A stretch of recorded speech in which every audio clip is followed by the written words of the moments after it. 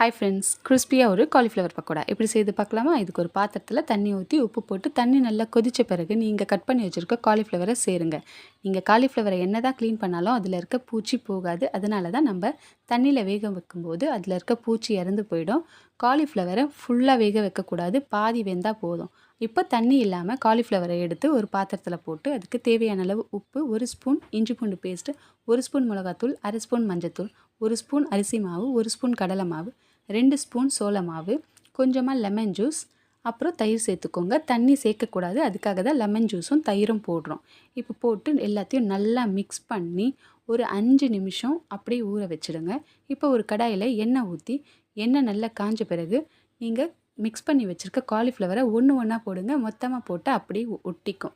இப்போ தனித்தனியாக போட்டு நல்லா வெந்த பிறகு கலரி விடுங்க. அவ்வளோதான், சூப்பரான கிறிஸ்பியான காலிஃப்ளவர் பக்கோடா ரெடி. நாளைக்கு இன்னொரு சமையலில் பார்க்குறேன். பாய், தேங்க்யூ.